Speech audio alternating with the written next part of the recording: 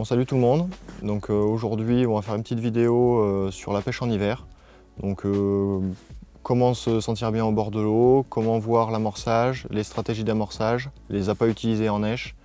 Et pour finir, ça sera sur la mobilité à avoir au bord de l'eau. Donc on vous retrouve tout de suite et on voit ces 5 points. Donc le premier point, et selon moi qui est vraiment le plus important au bord de l'eau en hiver, ça va être d'être habillé chaudement. Et du coup d'avoir un zibro ou du matériel pour se sentir bien au bord de l'eau. Parce que si on se sent bien au bord de l'eau, après on va pouvoir bien pêcher et se mettre à fond dans la pêche. Donc après on va passer du coup par la combinaison arctique. Donc d'avoir une combinaison intégrale, déjà c'est un gros point positif, d'avoir une bonne paire de chaussettes. La combinaison arctique est vraiment parfaite parce qu'elle évite les petits courants d'air dans le dos, vu que c'est une salopette qui remonte à peu près jusqu'à mi-dos. Ça c'est quand même très appréciable quand il fait froid. Ensuite, dessous, si on juge que c'est pas suffisant, on peut mettre un ensemble pantalon, veste, la undersuite. En fait, c'est comme un pyjama. En fait, c'est quelque chose qui est sans poche, qui est dédié à se mettre vraiment sous les vêtements et enfin même sous les premières couches en fait. C'est vraiment un plus contre le froid et ça c'est très appréciable. Et pour finir, on va parler des chaussettes en mérinos. Alors celles-là du coup elles sont très chaudes. Moi en plein hiver, j'ai pas du tout froid dedans. Honnêtement je pense pas les porter en plein été, mais c'est parfaitement adapté à l'intersaison et en hiver. Donc je disais ouais, une bonne paire de chaussettes et de bonnes chaussures du coup pour éviter d'avoir froid aux pieds. Parce que si on n'a pas froid aux pieds, du coup ça favorise quand même grandement le fait de se sentir bien quand même au bord de l'eau. Et pour finir, après pour tout ce qui est nuit, du coup d'avoir un bon bettshare dans lequel on n'a pas froid. Ça c'est hyper important parce que si on dort très mal, c'est franchement pas agréable et à ce moment-là, il vaut mieux rester à la maison. Il faut que le duvet oui, soit adapté, qu'il soit confortable avec un duvet bien épais qui nous tient bien chaud comme le Benchmark. C'est vraiment l'idéal en hiver. Moi par exemple, cette nuit, j'ai vraiment pas du tout eu froid, pourtant il a fait quand même vraiment très froid.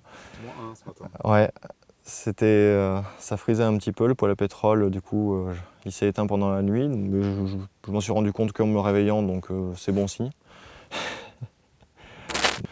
Et d'avoir un espace de vie assez important avec un poêle à pétrole du coup pour pouvoir évoluer tout un endroit, faire les petits montages, tout ça, d'être vraiment au mieux. En deuxième point du coup, ce qui est très important, c'est que moi en hiver j'aime bien pratiquer quand même des pêches très précises. Donc ça va être des pêches avec des sacs solubles ou alors avec des tout petits sticks, vraiment, et de relancer les cannes très régulièrement. Parce qu'en fait les carpes en hiver du coup elles vont se mettre à un endroit où l'eau va être un peu plus chaude et ils vont pas forcément se déplacer sur toute l'étendue du plan d'eau. Donc moi j'accorde une énorme importance du coup de pêcher avec des tout petits amorçages le plus précis possible. Donc c'est pas forcément avec des PVA, on peut le faire très bien avec en lançant la canne, en la clippant, en mettant un spot dessus. Mais en relançant les cannes régulièrement pour venir chercher les poissons où ils se trouvent et du coup déclencher les touches. Parce que si on amorce à un endroit et qu'on met un gros amorçage en place, ce qui n'est pas forcément judicieux en hiver, déjà les poissons ils vont aller un peu partout, ils vont manger sur 10 mètres carrés. Et vu qu'ils mangent peu, c'est pas très adapté. Il vaut mieux avoir une bouchée, que comme ça le poisson il a juste un peu faim, il arrive, tac, il picore un petit peu, bim, il se pique. C'est vraiment optimiser sa pêche au maximum. Du coup, ouais, comme je disais, de pêcher de manière très précise et du coup de relancer les cannes régulièrement pour chercher les poissons et du coup déclencher des touches en pêchant vraiment au spot. Et surtout de ne pas relancer au même endroit évidemment, parce que si ça n'a pas mordu à cet endroit-là, c'est peut-être que les poissons n'y sont pas, donc va falloir aller chercher à un autre endroit, une profondeur différente, parce que ça se trouve on ne pêche pas la bonne couche d'eau, va falloir pêcher un endroit qui est un peu plus ensoleillé la journée, parce que les berges qui sont plus ensoleillées que d'autres évidemment, il y aura plus facilement des poissons dessus. C'est assez important à mes yeux du coup si ça ne déroule pas au bout d'une heure, ça n'a pas déroulé, on prend la canne, on la ramène, on remet un stick, on lance ailleurs. Et après de faire tourner les cannes comme ça toute la journée, ça permet de rapporter quand même souvent des touches qu'on n'aurait pas pu avoir en laissant les cannes de manière fixe sans y toucher. Ça c'est vraiment un gros plus. Et pour le troisième point du coup, ce qui est encore une fois important, c'est de travailler, de pêcher avec des appâts du coup qui vont bien travailler dans l'eau, quitte à attirer un peu les blancs. Et du coup de pêcher avec des pelets de tout petit diamètre. Enfin moi j'aime bien pêcher avec un mélange de pelets du coup de 2 mm, 3 mm et 4 mm et demi qui vont avoir des temps de dissolution qui sont un peu différents. Et de faire bouillir de l'eau et de les ébouillanter pour justement casser la première couche du pelet et de le préfondre un petit peu pour justement que ce soit encore plus attractant. Du coup à ça je vais y mettre aussi tout ce qui est maïs doux, un peu de farine, farine à carpe. Vraiment là, vu que les blancs en hiver du coup sont moins actifs, au pire si j'en prends un c'est pas bien grave, parce que de toute façon j'ai pas fait un gros amorçage, je vais relancer les cannes régulièrement donc au final c'est pas très grave. Le fait d'amorcer du coup, même si c'est des choses qui peuvent attirer les blancs, en fait ça va être des choses aussi qui vont attirer les carpes beaucoup plus facilement. Ça va mettre beaucoup plus facilement de l'activité et en hiver, vraiment le cœur de la chose c'est vraiment de mettre de l'activité et réussir à attraper ces poissons qui sont un peu compliqués. Pareil, ne pas mettre d'huile ou des choses comme ça, c'est quand même... parce que bon, l'huile dans l'eau froide, bon, tout le monde sait que c'est quand même pas génial. Ça a tendance à figer un petit peu, après selon les huiles plus ou moins. Mais de manière générale, il faut éviter tout ce qui est vraiment gras.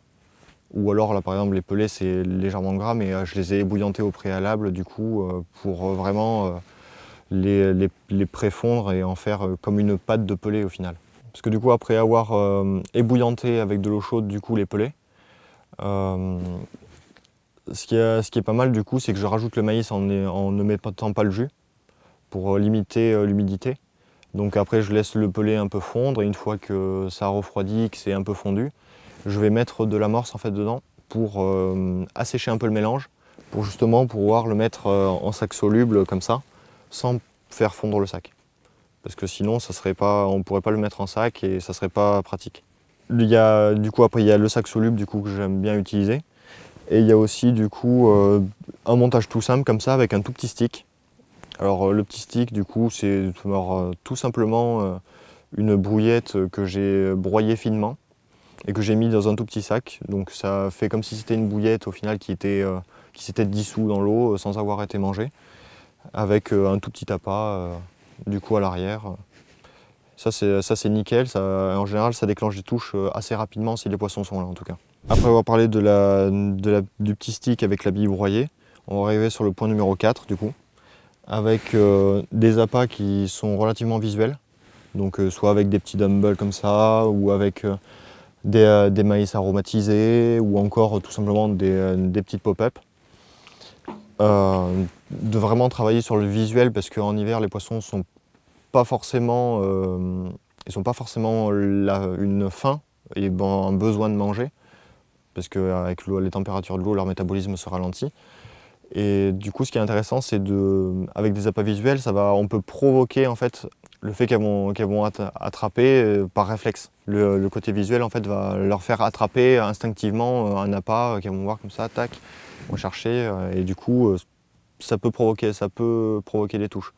En hiver, comme la majorité de l'année, du moins quand c'est pas des pêches fortes, j'aime bien utiliser des fluorocarbones. Parce que tout simplement en hiver l'activité dans le lac est moins importante, les eaux en général sont plus claires. Après je ne sais pas si c'est pour le pêcheur ou pour le poisson, mais en tout cas je préfère utiliser des montages qui sont un peu plus discrets quand même.